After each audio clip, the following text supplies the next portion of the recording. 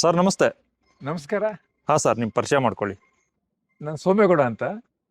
ನಮ್ಮ ಗ್ರಾಮ ಬೆಟತಿಮುಕೊಪ್ಲು, ಪಾಂಡುಪುರ ತಾಲೂಕು, ಮಂಡ್ಯ ಜಿಲ್ಲೆ. ನಾನೊಬ್ಬ ಆರ್ಗ್ಯಾನಿಕ್ ಫಾರ್ಮರ್, ನೈಸರ್ಗಿಕ ರೈತ.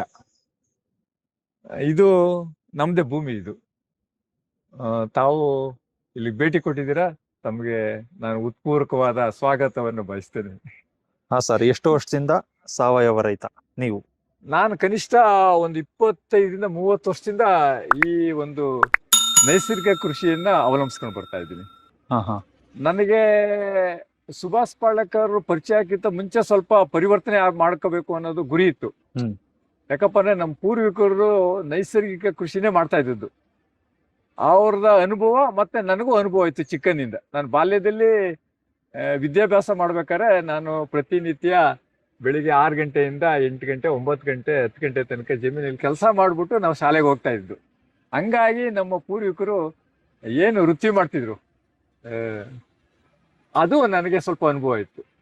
ಆದರೆ ನಾನು ಎಜುಕೇಶನ್ ಮುಗಿಸ್ಕೊಂಡು ಒಂದು 8-10 ವರ್ಷ ಸರ್ಕಾರಿ ಸೇವೆಯಲ್ಲಿ ಇದ್ದು ನನಗೆ ನಿಜವಾದ ಬದುಕು ಕೃಷಿ ಬದುಕೆ ಅಂತ ಅನುಭವ ಆಗ್ತಾ ಹೋಗ್ತಾ ಇತ್ತು. ಹಂಗಾಗಿ ನಾನು ಸರ್ಕಾರಿ ಸೇವೆಗೆ ರಾಜೀನಾಮೆ ಬರ್ಬಿಟ್ಟು ನಾನು ಒಂದು 35-40 ವರ್ಷದಿಂದ ನಾನು ಕೃಷಿ ಮಾಡ್ತಾ ಇದ್ದೀನಿ. 40 ವರ್ಷದಿಂದ. ಆ 40 ವರ್ಷದಲ್ಲಿ ಒಂದು 10-15 ವರ್ಷ ನಾನು ಆಧುನಿಕ ಬೇಸಾಯನೇ ಮಾಡ್ತಿದ್ದೆ. ನನಗೆ ಸ್ವಲ್ಪನೇ ಜಮೀನು ಇದ್ದಿದ್ದು. ಅದರಲ್ಲಿ ನನಗೆ ನಾನು ಕೃಷಿಗೆ ಬಂದಾಗ ನಮ್ಮ ಅಗ್ರಿಕಲ್ಚರ್ ಯೂನಿವರ್ಸಿಟಿಯಲ್ಲಿ ನಾರಾಯಣಗೌಡರು ಅಂತ ಒಬ್ಬರು ವೈಸ್ ಚಾನ್ಸಲರ್ ಆಗಿದ್ರು. ಅವರು ನಮ್ಮೂರನ್ನ ದತ್ತು ಮಾಡ್ಕೊಂಡಿದ್ರು. ಅವರು ಅಗ್ರಿಕಲ್ಚರ್ ಎಕ್ಸ್ಟೆನ್ಷನ್ ಆಫೀಸ್ ಆಗಿ ನಮ್ಮ ಪಾಂಡುಪುರ ತಾಲೂಕಿನಲ್ಲಿ ಆ ಸಮಯದಲ್ಲಿ ಸೇವೆ ಸಲ್ಲಿಸ್ತಿದ್ರು. ಅವಾಗ ನನಗೆ ಈ ಆಧುನಿಕ ಬೇಸಾಯದ ಪರಿಚಯ ಎಲ್ಲನೂ, ತರಕಾರಿಗಳು ಹೇಗೆ ಬೆಳೆಯೋದು, ಕಬ್ಬನ್ನು ಹೇಗೆ ಬೆಳೆಯೋದು, ಭತ್ತ ಹೇಗೆ ಬೆಳೆಯೋದು ಅಂತಕ್ಕಂಥ ಒಂದು ಆಧುನಿಕ ಬೇಸಾಯದ ಪರಿಚಯ ಎಲ್ಲನೂ ನನಗೆ ಮಾಡಿಸ್ಕೊಟ್ರು. ಮತ್ತೆ ನನಗೆ ಈ ಮಿಶ್ರತಳಿ ಹಸುಗಳು ಅದನ್ನು ಪರಿಚಯ ಮಾಡಿ ಅವರ ಯೂನಿವರ್ಸಿಟಿ ಕಳಿಸಿ ನನ್ನನ್ನು ಟ್ರೈನಿಂಗ್ ಕೊಡಿಸಿ ನನಗೆ ಹಸುಗಳು ಕೊಡಿಸಿದ್ರು. ತಮಿಳ್ನ ಇದು ಬೇರೆ ಕಡೆಯಿಂದ ಮಿಶ್ರತಳಿ ಹಸುಗಳು JSF ಮತ್ತೆ ಒಂದು ಜರ್ಸಿ ಹಸುನ ಕೊಡಿಸಿ ನನ್ನನ್ನು ಹೈನುಗಾರಿಕೆ ಮತ್ತು ಕೃಷಿ ಇದರಲ್ಲಿ ಎರಡರಲ್ಲೂ ಆಧುನಿಕ ಇದರಲ್ಲಿ ನನ್ನನ್ನು ತೊಡಗಿಸಿದ್ರು. ಮೊದಲೇ ನೀವು HF ಮತ್ತೆ ಜರ್ಸಿ ಹಸು ನಾನು ಸಾಕಿದ್ದೀನಿ. ಒಂದು ನನಗೆ ಸುಮಾರು ಒಂದು 7-8 ವರ್ಷ ನಾನು ಅದನ್ನ ಮಾಡ್ತಾ ಇದ್ದೆ. ನನ್ನ ಕೃಷಿ ಜೊತೆಗೆ ಅದನ್ನು ಮಾಡ್ತಿದ್ದೆ. ಆಧುನಿಕ ಕೃಷಿ ಜೊತೆಗೆ ನಾನು ಹೈನುಗಾರಿಕೆನೂ ಶುರು ಮಾಡಿ. ಆಧುನಿಕ ಕೃಷಿ ಅಂದ್ರೆ ಕೆಮಿಕಲ್ ಹಾಕಿ ಕೃಷಿ ಮಾಡ್ತಿದ್ದೆ. ಅವಾಗ ನಿಮ್ಗೆ ಏನು ಗೊತ್ತಿರ್ಲಿಲ್ಲ, ಹೈನುಗಾರಿಕೆನೂ ಕೂಡ ಅದ್ರಲ್ಲೇ ಮಾಡ್ತಿದ್ರಿ? ಮಾಡ್ತಾ ಇದ್ದೆ. ಇಲ್ಲೇ ನನ್ನ ಜಮೀನು ಇಲ್ಲೇನೆ ಮನೆ ಇತ್ತು. ಅವಾಗ ₹1 26 ಹಾಲಿಗೆ. ಇಲ್ಲಿ ನಮ್ಮ ಕ್ಯಾತ್ನಲ್ಲಿ ಹಾಲು ಉತ್ಪಾದಕರ ಸಂಘ ಓಪನ್ ಆಯ್ತು ನಮ್ಮೂರ್ ಪಕ್ಕದಲ್ಲಿ. ಅವಾಗ ನಾನು ಪ್ರತಿನಿತ್ಯ ತಗೊಂಡೋಗಿ ಹಾಕ್ತಾ ಇದ್ದೆ. ಬಟ್ ಒಂದು 10 ವರ್ಷ ಆದ್ಮೇಲೆ ನನಗೆ ಕೆಲವು ವಿಚಾರಗಳು ಈ ಆಧುನಿಕ ಬೇಸಾಯದ ಕೃಷಿ ಮತ್ತು ಆಧುನಿಕ ಹೈನುಗಾರಿಕೆ ಬಗ್ಗೆ ಸ್ವಲ್ಪ ನನಗೆ ಒಲವು ಕಡಿಮೆ ಆಗ್ತಾ ಬಂತು. ಕಾರಣ ಆದ್ರೂ ಇಷ್ಟೇನೆ, ಏನಾಗ್ತಾ ಇದ್ರು ದಿನೇ ದಿನೇ ಇಲ್ಲಿ ಆಧುನಿಕ ಕೃಷಿ ಮಾಡ್ಬೇಕಾದ್ರೆ ಖರ್ಚು ಜಾಸ್ತಿ ಆಗ್ತಾ ಬಂತು. ಮತ್ತೆ ಲೇಬರ್ ಸಮಸ್ಯೆಗಳು ಶುರುವಾಗ್ತಾ ಬಂತು. ಮತ್ತೆ ನಮ್ಮ ಏನು ನಾವು ನಿರೀಕ್ಷೆ ಮಾಡಿದ್ವು ಆ ಮಟ್ಟದ ಆದಾಯಗಳು ನಮಗೆ ಕಂಡು ಬರ್ತಾ ಇರಲಿಲ್ಲ. ಆ ಒಂದು ಸಂದರ್ಭದಲ್ಲಿ ನನಗೆ ಏನಾದ್ರು ಒಂದು ಪರಿವರ್ತನೆ ಮಾಡ್ಕೋಬೇಕು ನಮ್ಮ ಬೇಸಾಯದಲ್ಲಿ. ನಾವು ಪ್ರತಿನಿತ್ಯ ಬೆಳಿಗ್ಗೆ ಎದ್ದು ಕೂಲಿ ಮಾಡೋರು ಹುಡ್ಕೋದು, ಮತ್ತೆ ಆಧುನಿಕ ಬೇಸಾಯ ಪದ್ಧತಿನಲ್ಲಿ ಗೊಬ್ಬರಗಳು, ಔಷಧಿಗಳು ಇವನ್ನೆಲ್ಲನೂ ಹಣ ಕೊಟ್ಟು ಕೊಂಡ್ಕೊಳ್ಳೋದು ನಮಗೆ ಖರ್ಚೇ ಜಾಸ್ತಿ ಆಯ್ತಾ ಬಂದಾಗ ನಾನು ಅವಾಗ ನನ್ನ ವೈಯಕ್ತಿಕವಾಗಿ ನಿರ್ಧಾರದಿಂದ ನಾನು ಕಬ್ಬು ಕಡ್ಕೊಂಡು ಕೂಳೆ ಬೇಸಾಯನ ಅಭಿವೃದ್ಧಿ ಮಾಡಕ್ ಶುರು ಮಾಡಿದೆ. ಅಂದ್ರೆ ತರಗಕ್ಕೆ ಬೆಂಕಿ ಹಾಕೋಂಗಿಲ್ಲ. ಇದು 40 ವರ್ಷದ ಮಾತು. 35 ವರ್ಷದ ಹಿಂದಲು ಮಾತು. 35 ವರ್ಷದ ಹಿಂದಲು ಮಾತು. ನೋಡೋಣ ಅಂತ ಪ್ರಯೋಗ. 1 ಎಕರೆನಲ್ಲಿ ತರಗ್ ಬಿಟ್ಬಿಟ್ಟೆ. ಅದನ್ನ ಉಳುಮೆ ಮಾಡ್ಸೋದ್ ಬಿಟ್ಬಿಟ್ಟೆ. ಕೇವಲ ರಾಸಾಯನಿಕ ಗೊಬ್ಬರಗಳನ್ನ ತೀನಿ ಹೊಡೆದು ಹಾಕ್ಬಿಡೋದು ಒಂದೇ ಸಾರಿ. ಈ ತರ ನಾನು ಒಂದು 5-6 ವರ್ಷ ಮಾಡಿದ್ಮೇಲೆ ಅದು ಪರವಾಗಿಲ್ಲ ಅಂತ ಅನ್ನಿಸ್ತು. ನನ್ನ ಏನು ಪ್ರತಿನಿತ್ಯ ಉಳುಮೆ ಮಾಡಿಸೋದು, ಲೇಬರು ಕೊಡೋದು, ಇದನ್ನೆಲ್ಲ ಖರ್ಚುಗಳು ಲೆಕ್ಕ ಹಾಕೊಂಡಾಗ ನನಗೆ ಇಳುವರಿನೂ ಅಷ್ಟೇ ಬರ್ತಿತ್ತು, ಮತ್ತೆ ಖರ್ಚು ಕಡಿಮೆ ಆಗ್ತಾ ಬಂತು. ಆ ಒಂದು ಸ್ವಲ್ಪ ವರ್ಷ ಆದಮೇಲೆ ನನಗೆ ಈಗ ಒಂದು 25 ವರ್ಷದಲ್ಲಿ 25 ವರ್ಷದಲ್ಲಿ ಸುಭಾಷ್ ಪಾಳ್ಯಕರ್ದು ಒಂದು ಸೆಮಿನಾರ್ಗೆ ಪರಿಚಯ ಆಯ್ತು ನನಗೆ. ಈ ಪಾಂಡುಪುರದಲ್ಲಿ ಪುಟ್ಟಣ್ಣಯ್ಯರು ಶಾಸಕರಾಗಿದ್ದಾಗ ಒಂದ್ಸಾರಿ ಕರೆಸಿದ್ರು. ಓಕೆ. ಬಟ್ ಅವಾಗ ನನಗೇನು ಇನ್ಫಾರ್ಮೇಶನ್ ಇರಲಿಲ್ಲ. ಬಟ್ ಏನೋ ಪಾಂಡುಪುರಕ್ಕೆ ಕಾರಣಾಂತರದಿಂದ ಹೋಗ್ಬೇಕಾದ್ರೆ ಆ ಮೈಕಲ್ಲಿ ನನಗೆ ಆ ಶಬ್ದ ಕೇಳಿಸ್ತು. ಅವರು ಸ್ಪೀಚ್ ಕೊಡ್ತಾ ಇರ್ತಕ್ಕಂಥ ಕೆಲವು ಮಾತುಗಳು ಕೇಳಿಸ್ದಾಗ ಒಂದು 5 ನಿಮಿಷ ನಿಂತ್ಕೊಂಡು ಕೇಳಿದೆ. ಅಷ್ಟೊತ್ತು ಕಾಲ 5:30 ಆಗಿ ಮುಕ್ತಾಯದ ಹಂತದಲ್ಲಿತ್ತು. ನಾನೇನು ಮಾಡಿದೆ, ಅಲ್ಲಿ ಕೆಲವು ಪುಸ್ತಕಗಳು ಓದೆ, ಕೆಲವು ಪುಸ್ತಕಗಳು ಮಾರಾಟ ಆಗ್ತಿತ್ತು. 2 ಪುಸ್ತಕ ತಗೊಂಡೆ. ಒಂದು ನೈಸರ್ಗಿಕ ಕೃಷಿ ಅನ್ನೋದು ಒಂದು ಪುಸ್ತಕ, ಇನ್ನೊಂದು ನಮ್ಮ ನಾಟಿ ತಳಿ ಹಸುಗಳ ಬಗ್ಗೆ. ನನಗೆ ಅವತ್ತು ಇಡೀ ರಾತ್ರಿ ಎಲ್ಲ ಅದೊಂದು ಪುಸ್ತಕ ಓದ್ಬಿಟ್ಟೆ. ಏನು ನೈಸರ್ಗಿಕ ಕೃಷಿ ಬಗ್ಗೆ, ಅದರಲ್ಲಿ ಜೀವಾಮೃತ, ಬೀಜಾಮೃತ, ಜೀವಾಮೃತ, ಒದಿಕೆ ಮತ್ತೆ ಇನ್ನೊಂದು, ಈ 4 ಸಬ್ಜೆಕ್ಟ್ ಬಗ್ಗೆ ಸಂಪೂರ್ಣವಾದ ಮಾಹಿತಿನ ನಾನು ಓದ್ಬಿಟ್ಟು ನಾನು ಅದ್ರ ಬಗ್ಗೆ ತುಂಬ ಆಸಕ್ತಿ ಇತ್ತು. ತುಂಬ ನನಗೆ ಒಲವಾಗೋಯ್ತು. ಇದು ಸತ್ಯ. ಯಾಕಂದರೆ ನಮ್ಮ ಪೂರ್ವಿಕರು ಯಾವುದೇ ರಾಸಾಯನಿಕ ಗೊಬ್ಬರಗಳು, ರಾಸಾಯನಿಕ ಔಷಧಿಗಳನ್ನು ಉಪಯೋಗಿಸ್ತೇನೆ ಬೆಳೆ ಬೆಳೀತಾ ಇರ್ತಕ್ಕಂಥ ವಿಧಾನನೇ ಇದು. ಇದನ್ನ ಕೆಲವು ಮಾಡಿಫಿಕೇಶನ್ ಮಾಡಿದ್ದಾರೆ, ಕೆಲವನ್ನ ಇವತ್ತಿನ ತಕ್ಕಂತೆ ವ್ಯವಸ್ಥೆ ಮಾಡಿದ್ದಾರೆ ಅನ್ಬಿಟ್ಟುದನ್ನು ನೋಡಿ. ನಾನು ಬೆಳಿಗ್ಗೆ ಹೊತ್ತಿಗೆ ನನ್ನ HF ಮತ್ತೆ ಜಸ್ಟಿಸ್ಗಳನ್ನ ಮಾರಾಟ ಮಾಡ್ಬಿಟ್ಟೆ. ಆ ಬುಕ್ ತಂದು ಓದಾದ್ಮೇಲೆ ಮಾರಾಟ ಮಾಡಿದೆ. ಓಕೆ. ರಾತ್ರಿ ಎಲ್ಲ ಓದ್ದೆ, ನನಗೆ ಸತ್ಯ ಅಂತ ಅನಿಸ್ತು. ಬೆಳಿಗ್ಗೆ ಹೊತ್ತಿಗೆ ಈ ಮೀಡಿಯೇಟರ್ ಕರೆದ್ಬಿಟ್ಟು ನಾನು ಹಸ್ಕೊಳ್ಳೋ ಮಾರ್ಬಿಟ್ಟೆ. ಓಕೆ. ಮಾರ್ಬಿಟ್ಟು ನಾಟಿ ಹಸು ತಗೊಬಂದೆ. ನಾಟಿ ಹಸು ಅದು ಉಳುಮೆಗೂ ಆಗ್ಬೇಕು, ಗಾಡಿಗೂ ಆಗ್ಬೇಕು, ಗಂಜಲ ಸಗಣಿಗೂ ಆಗ್ಬೇಕು. ಹೌದು. ಈ ರೀತಿನ ನಾನು ಪರಿವರ್ತನೆ ಮಾಡ್ಕೊಂಡೆ. ನನಗೆ ಆವಾಗ ತುಂಬಾ ಖುಷಿ ಆಯ್ತು. ಆ ಕಬ್ಬನ್ನ ನಾನು ಏನು ಹಿಂದೆ ಕಬ್ಬು ನೆಟ್ಟಿದ್ದೆ, ತರಬಿಟ್ಟಿದ್ದೇನೆ. ಆ ಕಬ್ಬನ್ನ 32 ವರ್ಷ ಗಂಟ ಕಂಟಿನ್ಯೂ ಮಾಡಿದೆ. ತರಗಿಗೆ ಬೆಂಕಿ ಹಾಕ್ಲಿಲ್ಲ, ಜಮೀನ ಉಳುಮೆ ಮಾಡಿಸ್ಲಿಲ್ಲ, 8 ಅಡಿ ಪಟ ಮಾಡ್ಬಿಟ್ಟೆ. ಅದನ್ನೇ ಮಧ್ಯ ಕಿತ್ತಾಕ್ಬಿಟ್ಟು ಜೀವಾಮೃತ ಕೊಟ್ಕೊಂಡು ಶುರು ಮಾಡಿದೆ. ಈ ರೀತಿ ಮಾಡ್ಕೊಂಡು ನನ್ನ ವ್ಯವಸಾಯ ಕ್ಷೇತ್ರನ ಪರಿವರ್ತನೆ ಮಾಡ್ಕೊಂಡು. ಓಕೆ. ಆ ತರ ಬೆಳೆದಿನ ಕಬ್ಬನ್ನ ಶುಗರ್ ಫ್ಯಾಕ್ಟ್ರಿಗೆ ಹೊಡಿತಿದ್ದೆ, ಮತ್ತೆ ಗಾಣಕ್ಕೂ ಹೊಡಿತಿದ್ದೆ. ಬಟ್ ಆಮೇಲೆ ನನಗೆ ಅದ್ರ ಬಗ್ಗೆ ಕೆಲವು ವಿಚಾರಗಳು, ನಾನು ನೈಸರ್ಗಿಕವಾಗಿ ಕಬ್ಬು ಬೆಳೆದು ಈ ರೀತಿ ಮಾರಾಟ ಮಾಡಿದ್ರೆ ನನಗೇನು ಅನುಕೂಲ ಹೌದು ಕಡಿಮೆ ಅನ್ಬಿಟ್ಟು ನಾನೇ ಒಂದು ಸ್ವಂತ ನನ್ನ ಮನೆ ಹತ್ರನೇ ಗಾಣ ಹಾಕೊಂಡಿದ್ದೀನಿ. ಆಲೆ ಮನೆ ಮಾಡ್ಕೊಂಡಿದ್ದೀನಿ.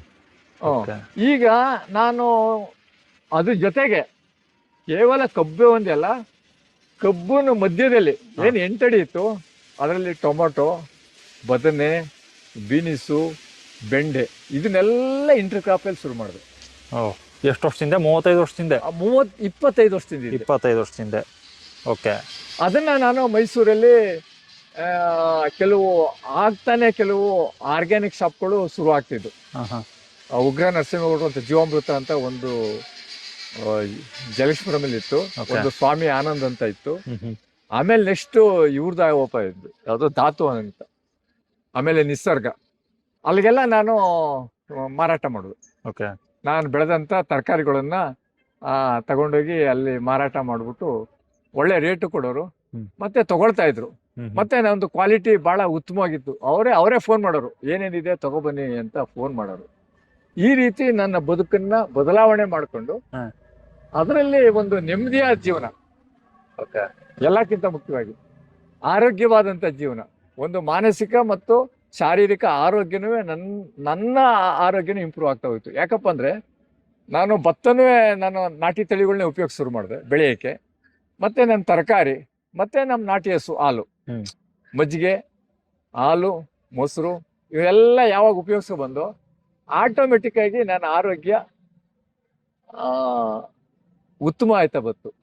ಬಟ್ ಅವತ್ತಿಗೆ ನಾನು ರಾಸಾಯನಿಕ ಗೊಬ್ಬರ ಬೆಳೆಸ್ತಾ ಇದ್ದಂಥ ಆರೋಗ್ಯಕ್ಕೂ ಇವತ್ತಿನ ಆರೋಗ್ಯಕ್ಕೂ ನನಗೆ ತುಂಬ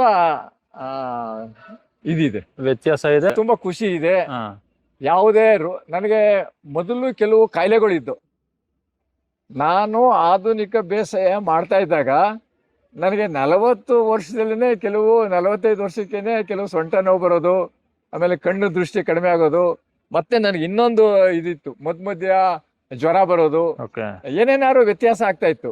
ಬಟ್ ಯಾವಾಗ ನಾನು ಆಧುನಿಕ ಬೇಸಾಯದಿಂದ ನಾನು ನೈಸರ್ಗಿಕ ಕೃಷಿಗೆ ಬಂದೆ, ಹಾ ಹಾ ಆಟೋಮೆಟಿಕ್ ಆಗಿ ನನ್ನ ಆರೋಗ್ಯ, ನನ್ನ ಕುಟುಂಬದ ಆರೋಗ್ಯ, ನನ್ನ ಪರಿಸರ ಇವೆಲ್ಲ ಬದಲಾವಣೆ ಆಗ್ತಾ ಬಂತು ಹಂತವಾಗಿ. ಆಯ್ತಲ್ವೇ? ಈಗ ಸಂಪೂರ್ಣವಾಗಿ ನನಗೆ 75 ವರ್ಷ ಆಗಿದ್ರು ಆರೋಗ್ಯವಾಗಿದ್ದೀನಿ.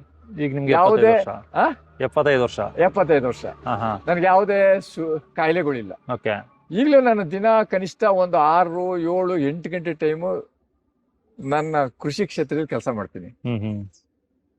ಅದ್ರ ಜೊತೆಗೆ ನನ್ನ ವ್ಯವಹಾರನೂ ಮಾಡ್ಕೊಂಡು ಹೋಗ್ತೀನಿ. ನಾನೇನು ಬೆಳಿತೀನಿ ಹೌದು ಅದನ್ನ ಮಾರ್ಕೆಟಲ್ಲಿ ಮಾರಾಟ ಮಾಡ್ಕೊಂಡು ಹೋಗ್ತೀನಿ. ಮಾರಾಟ ಮಾಡ್ತೀರಾ? ಈ ರೀತಿಯಾಗಿ ನನ್ನ ಜೀವನ ನಡ್ಕೊಂಡು ಬರ್ತಾ ಇದೆ. ತೋಟದ ಮನೆ. ತೋಟದ ಮನೆ. ಹಾ ಹಾ ಈಗ ಈ ಜಮೀನಲ್ಲಿ ಈಗ Okay. ನಾನು ಮನೆ ಇರ್ತಕ್ಕಂಥ ತೋಟದ ಮನೆ ಹತ್ರ ಹಾ ಹಾ 10 ಹಲಸಿನ ಮರ ಇದೆ. 10 ಹಲಸಿನ ಮರ. ಓಕೆ ನಿಮ್ಗೆಲ್ಲ ಪರಿಚಯ ಮಾಡ್ಕೊಡ್ತೀನಿ. ಆಮೇಲೆ ನನ್ನ ಜಮೀನ್ ಸುತ್ತ 40 ತೆಂಗಿನ ಮರ ಇದೆ. 3/4 ಎಕರೆಯಲ್ಲಿ. ನೀವು ಲೆಕ್ಕ ಹಾಕಿ ನನ್ನ ತೆಂಗಿನ ಮರನ. ಹಾ ಹಾ ಆಯ್ತಾ? 40 ತೆಂಗಿನ ಮರ ಇದೆ. ಅದರಲ್ಲಿ ಈ ವರ್ಷದಲ್ಲಿ ಒಂದು 4 ಮರ ಸಿಡಿಲಿಂದ ಹೋಗ್ಬಿಟ್ಟಿದೆ. ಓಕೆ ಆಯ್ತಾ? ಇನ್ನು 36 ಮರ ಇದೆ. 250 ಅಡಿಕೆ ಮರ ಇದೆ. ಹಾ ಹಾ 250 ಅಡಿಕೆ ಮರ. ಈ ಅಡಿಕೆ ಮಧ್ಯೆ ನಾನು ಈ ಅಡಿಕೆ ಹಾಕಿದಾಗ ಬಾಳೆ ನೆಟ್ಟಿದೆ. ಏಲಕ್ಕಿ ಬಾಳೆ ಮೊದಲು ಪ್ರಪ್ರಥಮವಾಗಿ ನಾನು ಪಚ್ಚಬಾಳೆ ಹಾಕಿದೆ. ಆಮೇಲೆ ಅದಾದ್ಮೇಲೆ ಏಲಕ್ಕಿ ಬಾಳೆ ನೆಟ್ಕೊಂಡಿದೆ. ಓಕೆ ಆ ಏಲಕ್ಕಿ ಬಾಳೆನ ನಾನು ಈ ವರ್ಷ ತೆಗೆದ್ಬಿಟ್ಟೆ ಸ್ವಲ್ಪ. ಅದಕ್ಕೆ ಕಾರಣ ಇದೆ, ಬಟ್ ಅದು ನೆಗೆಟಿವ್ಸು. ಇಲ್ಲೇನಾಗಿದೆ ಅಂದ್ರೆ ನಾನು ಸುತ್ತ ಏನು ಬೇಲಿ ಮಾಡಿಲ್ಲ, ಫೆನ್ಸ್ ಹಾಕ್ಸಿಲ್ಲ, ಅವೆಲ್ಲ ನನಗೆ ಅಂತ ಇಂಟ್ರೆಸ್ಟ್ ಇಲ್ಲ. ಓಪನ್ ಆಗಿರ್ಬೇಕು. ಫೆನ್ಸ್ ಹಾಕಿಲ್ಲ ಅಂತಂದ್ರೆ ಲೈವ್ ಫೆನ್ಸಿಂಗ್ ಇದೆ ಅಲ್ಲ? ಲೈವ್ ಫೆನ್ಸ್ ಏನೇಳಿ ಫೆನ್ಸ್ ಹಾಕಿದಿರಾ? ಲೈವ್ ಫೆನ್ಸಿಂಗ್ ಇದೆಲ್ಲ ಸ್ವಲ್ಪ ಮನೆ ಹತ್ರ ಹಾಕೊಂಡಿದೀನಿ. ನಾನು ತೋಟ ಸುತ್ತ ಎಲ್ಲ ಹಾಕಿಲ್ಲ. ತೋಟ ಸುತ್ತ ಹಾಕಿಲ್ಲ. ಬಟ್ ನನಗೆ ಯಾವಾಗ್ಲೂ ಕಳ್ತನ ಆಗ್ತಿರ್ಲಿಲ್ಲ. ಈಗ ಒಂದು 2 ವರ್ಷದಿಂದ ಸ್ವಲ್ಪ ಕಳ್ತನ ಆಗ್ತಿದೆ. ಬಾಳೆ ಗೊನೆ ಬಾಳೆ ತಿಂತಿದ್ದೆ. ಬಟ್ ಈಗ ನಾನು ನೋಡಿದೆ ಸ್ವಲ್ಪ ಯಾಕೋ ನಮ್ಮ ಮನ್ಸು ಕೆಟ್ಟೈತದೆ, ಬೇರೆಯವ್ರಿಗೂ ಕಳ್ತನ ಕಲಿಸ್ದಂಗೆ ಆಯ್ತದೆ. ಹೌದು, ಅದಕ್ಕೆ ಬಾಳೆ ತೆಗಿಸ್ಬಿಟ್ಟಿದೀನಿ. ಬೇರೆ ಇನ್ನೇನಾರು ನಮಗೂ ಅನುಕೂಲ ಆಗಬೇಕು, ಸೇಫ್ ಆಗಿರ್ಬೇಕು ಅಂತಕ್ಕಂಥ ಬೆಳೆ ಮಾಡ್ಬೇಕು ಅನ್ನೋ ಉದ್ದೇಶದಲ್ಲಿ ಇದ್ದೀನಿ. Okay sir. ಈಗ ನನಗೆ ಒಂದು 3 ಮಲ್ಲಿಕ ಇದೆ, 3-4 ಆಯ್ತೆ ಈ ತೋಟದಲ್ಲಿ. ಒಂದು 4 ಸೀಬೆ ಗಿಡ ಇದೆ, ಒಂದು 6 ಬಟರ್ ಫ್ರೂಟ್ ಇದೆ, ಆಯ್ತಲ್ವೇ? ಸ್ಟಾರ್ ಫ್ರೂಟ್ ಇದೆ ಒಂದೆರಡು. ಇಷ್ಟೆಲ್ಲ ಇದೆ. ಈಗ ಅಲ್ಲಿ ಎಲ್ಲ ಫಸಲು ಬರ್ತಾ ಇದೆ. ಈಗ ನನಗೆ ಮೈನ್ ಫಸಲು ಬರ್ತಾ ಇರ್ತಕ್ಕಂಥದ್ದು ಹಲಸು. ಈಗ ಹಣ್ಣುಗಳಲ್ಲಿ ತೆಂಗು ಬರ್ತಾ ಇದೆ, ಅಡಿಕೆನೂ ಬರ್ತಾ ಇದೆ. ಈ ಹಣ್ಣುಗಳಲ್ಲಿ ಹಲಸು ಬಹಳ ನನಗೆ ಆದಾಯಕರವಾದಂತ ಹಣ್ಣಾಗಿದೆ. ಯಾಕಪ್ಪ ಅಂದ್ರೆ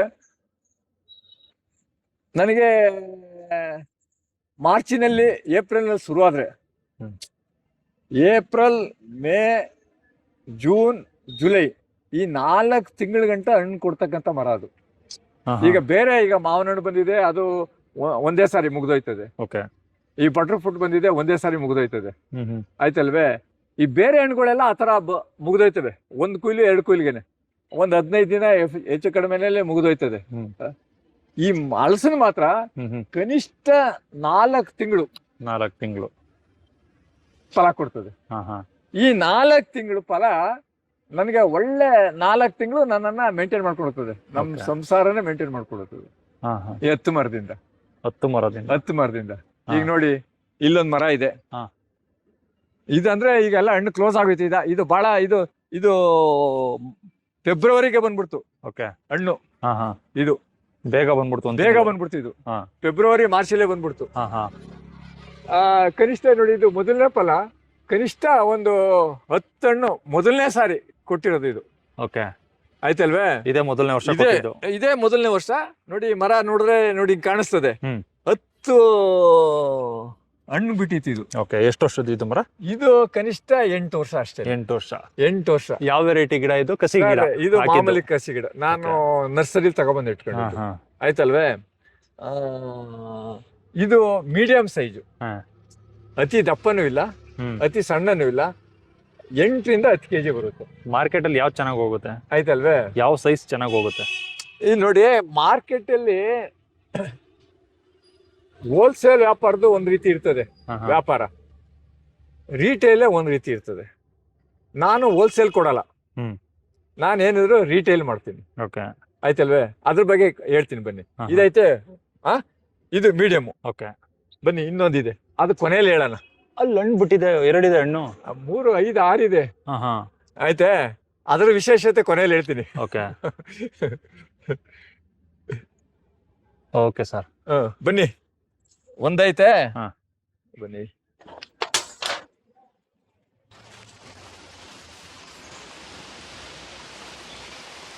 ನೋಡಿ, ಇದು ಬೆಟ್ಟದ ನೆಲ್ಲಿಕಾಯಿ, ಇದು ಸಪೋಟ.